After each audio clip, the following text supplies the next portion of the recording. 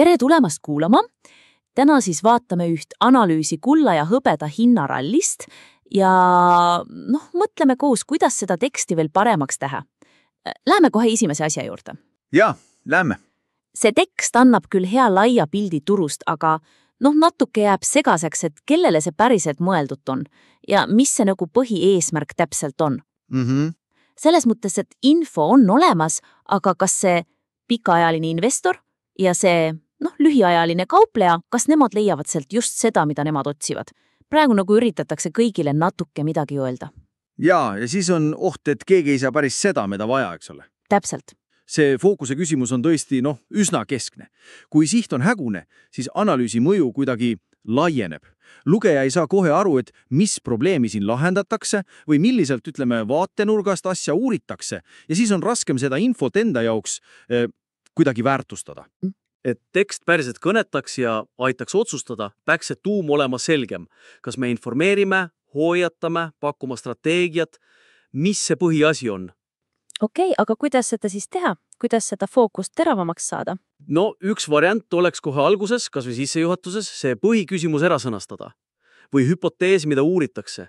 See annaks lugejale kohe raami kätte. Näiteks, kas küsimus on, et kas see $4000 tase kullal, kas see on pikaajalisele investorile nagu jätkusuutlik väärtus või hoopis midagi tehnilisemat. Et nagu milliseid indikaatoreid peaks kaupleja jälgima just nüüd? Just. Või siis ütleki otse välja, et see analüüs on mõeldud eelkõige, pikaajalisele portfelli hajutajale. Või siis lukus annadki erinevad soovitused, et konservatiivsemale see, riskialtimale teine asi. See on hea mõte, aga kas on oht, et kui fookus liiga kitsaks ajada, siis peletab teisi lugejaid eemale? Neid, kes täpselt sellesse sihtrühma ei kuulu. Hea küsimus, aga asi polegi niivõrd välistamises, kuivõrd ootuste juhtimises.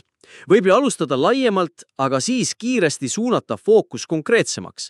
Näiteks öelda, et kuigi see teema pakub huvi paljudele, siis see analüüs keskendub just pikaajalistele mõjuritele.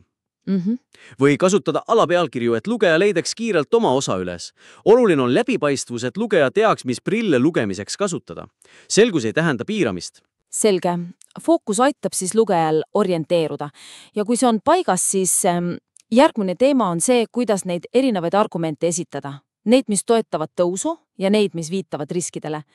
Praegu on tekstis mõlemad pooled olemas, aga see üleminek nende vahel, see võiks olla sujuvam, kuidagi loogilisem. Ja see argumentide tasakaal ja esitusviis on teine võtmekoht.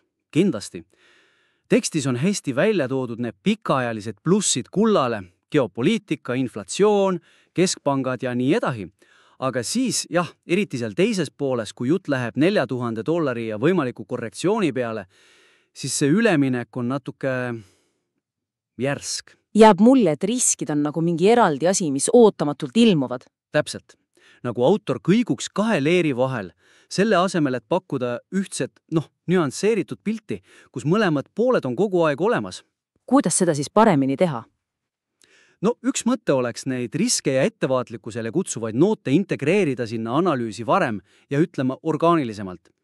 Selle asemel, et teha 2 plokki, head asjad ja halvad asjad, võiks neid 2 poolt põimida juba siis, kui argumente lahti räägitakse. See näitaks, et turg ongi keeruline. Et tõusupotentsiaal ja korrektsioonirisk ongi kogu aeg kõrvuti. Saaksid sa mõne konkreetse näite tuua, kuidas see välja näeks? Näiteks, kui räägitakse sellest rekordilisest rahast, mis ETF-idesse voolas see 200+ tonni kvartalis, et ole. See on ju tugev mõrk. Ja. Aga kohe sinna juurde võiks lisada mõtte, et kuigi see näitab suurt usaldust, siis ajalooliselt on sellised järsud huvitippud, mõnikord tähendanud ka turu lühiajalist ülekuumenemist. Ja suuremat korrektsiooniriski. Et kas seekord on teisti? Okei, jah. Või see $4000 tase. Selle asemel, et seda mainida alles lõpus, kui takistust võiks kohe analyseerida, et miks just 4000? On see seotud varasemate rallidega? Või optsioonituruga? Et isegi kui me lähe tehniliseks, siis just sellistel tasemetel tasub jälgida, mis toimub. See muutaks analüüsi voolavamaks ja realistlikumaks. Just. Aga kuule, kas siis ei ole ohtu, et kui neid riske liiga vara ja tihti mainida, et see kuidagi hirmutab lugejat või nõrgestab seda põhisõnumit, eriti kui see on pigem tõusule keskendunud? See on õige tähelepanek muidugi. Tasakaal ongi võtti. Eesmärk pole hirmutada, vaid pakkuda ka täielikumat pilti. Näidata, et analüüs on kaalutletud, riski mainimine ei pea tähendama, et ära investeeri. See võib tähendada, et oled jäädlit, kohanda positsiooni suurust, kasuta riski juhtimist. Võib ju öelda, et kuigi fundamentaalne pilt toetab pikka tõusu, siis lühiajalist volatiilsust ei saa välistada. Ja need tagasitõmbed võivad tegelikult olla hoopis, head ostukohad. Selle. Nii et kui see on tehtud tasakaalukalt, siis see pigem tõstab usaldusväärsust. Täpselt. See näitab, et autor on kodutööd teinud ja ei aja pimesi ühte joru. Ja usaldusväärsus on muidugi oluline ja see tasakaalustamise mõte viibki meid siis 3. punktini. Kuidas see analüüs kokku võtta, millised järeldused teha? Praegu see lõppsõna, see mainimine, et väike kasumi realiseerimine ei tee kunagi paha, see tundub natuke liiga üldine ja nagu eraldiseisev sellest eelnevast jutust. Just nii. See on nagu selline universaalne investeerimistarkus, mida võiks öelda peaaegu iga asja kohta, mis on tõusnud. Probleem on selles, et see ei kasva nagu orgaaniliselt välja just sellest konkreetsest analüüsist, mis enne oli. Tekst ise ehitab tugeva vundamendi nendele pikaajalistele argumentidele, geopoliitika, võlad, usaldus fiat-valuutade vastu ja kui siis järgneb soovitus kasumit võtta, ilma et seda seostataks nende tegurite muutumisega või investori profiiliga, siis see natuke nagu vähendab selle eelneva analüüsi kaalu. Jääb mulje, et see sügav analüüs ei viigi nagu konkreetse tegevuskavani. No umbes nii, jah. Et see on pigem üldine tarkuse tera kui analüüsist tulenev loogiline samm. Okei, kuidas see lõppjäreldus tugevam oleks? See peaks olema ja palju tihedamalt seotud sellega, mis analüüsis välja tuli.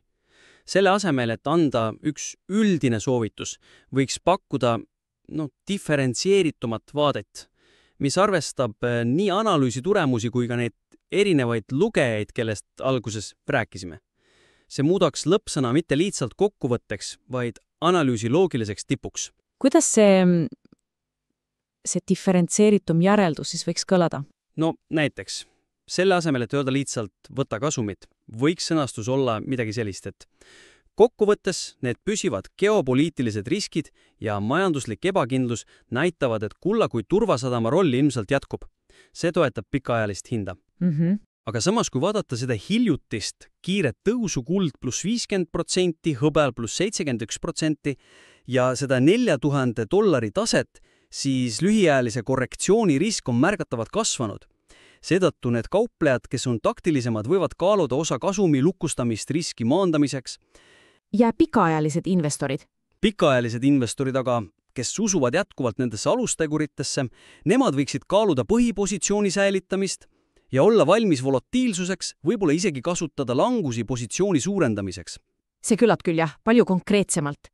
Või siis teine variant oleks rõhutada seda individuaalset lähenemist, öelda, et kuigi analüüs toob välja nii tõusuargumenti kui ka riskid, siis lõplik otsus sõltub ikkagi igaühe enda riskitaluvusest, eesmärkidest ja ajahorisondist. Ja et see analüüs aitab neid tegureid paremini kaaluda.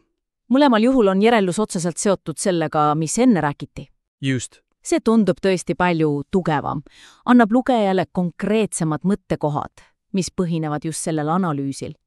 Ja näitab, et autor mitte ainult ei kirjelda, vaid aitab ka mõelda, et mida selle teadmisega siis, peale hakata.